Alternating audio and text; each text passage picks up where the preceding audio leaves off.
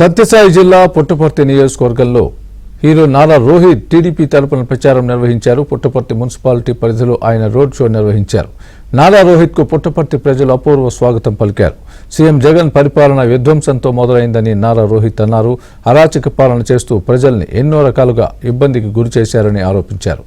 ఈ సైకో ప్రభుత్వానికి చరమగీతం పాడేందుకు కూటమిని గెలిపించుకోవాలని ఆయన పిలుపునిచ్చారు.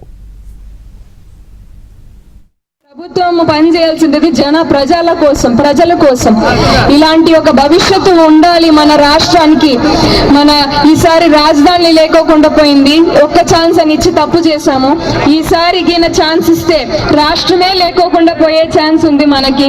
అలాంటి పరిస్థితుల నుంచి బయటపడాల్సిన అవసరం మనకి ఎంతో ఉంది. అమరావతిని చంద్రబాబు నాయుడు గారు అంత గొప్పగా కట్టిస్తే దానంతా గ్రాఫిక్స్ అని చెప్పి ఎగతాళి చేశారు. కానీ జగనన్న గారు కూర్చుంటున్న ప్రతి ఆఫీస్, అక్కడ అసెంబ్లీ బిల్డింగ్, హైకోర్టు బిల్డింగ్, ప్రతి ఒక్కటి చంద్రబాబు నాయుడు గారు కట్టించిండేది. వైసీపీ ప్రభుత్వం వచ్చాక చేసింది ఒకే పని, కూల్చడం.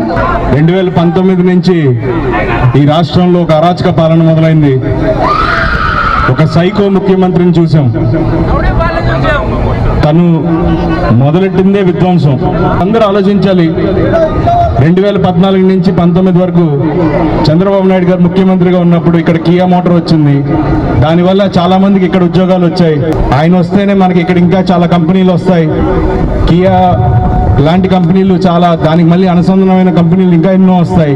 సో మీరు అందరూ ఆలోచించుకోవాలి. మీ భవిష్యత్ మీ చేతుల్లో